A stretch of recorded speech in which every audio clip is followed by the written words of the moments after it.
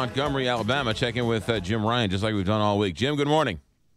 Good morning, McGraw. I think a lot of folks were surprised. A lot of folks were angry. A lot of folks, depending upon which city you were in and which poll watch party you were attending, were either elated or absolutely stunned by the result of last night's voting.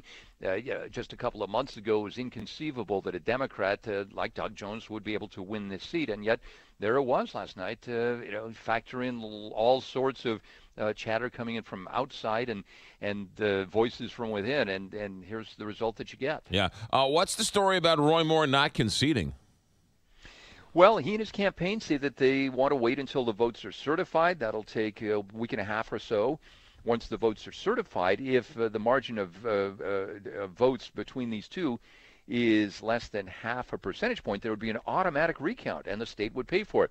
If it's more than that, and right now we're sitting at about 2%, McGraw, then the campaign could still request a recount, but the campaign would have to pay for it. That can be an expensive proposition.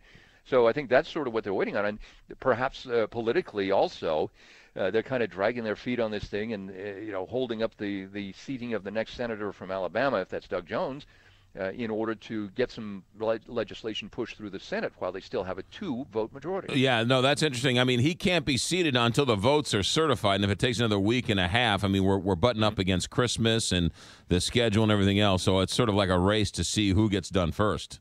Yeah, exactly. Yeah, I think you're going to see them kind of stepping on the gas to try to get some of these things through with I mean, it's not much of a majority, a two-vote majority, but still, it's enough that the President Trump hopes that he can get some things done. Yeah.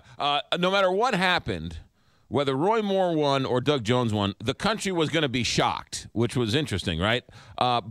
So it was an upset or just a strange occurrence no matter what happened. But it was the way it happened, too. At one point, Judge Moore was up like 50,000 votes, and then came the big suburban areas that went for Doug Moore.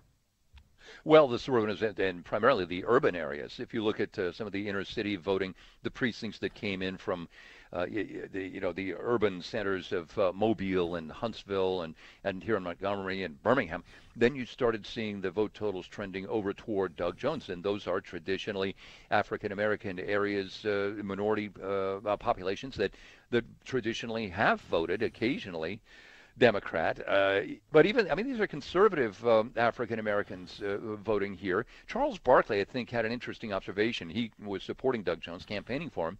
He said that for generations, the Democratic Party has assumed that they would have the African American vote. He says that they can't make that assumption anymore, that they're going to have to be more accommodating to minority voters. Yeah, no, an interesting world you've just experienced the last couple of days. Jim Ryan, ABC News correspondent down in Montgomery, Alabama. Jim, thanks for checking in.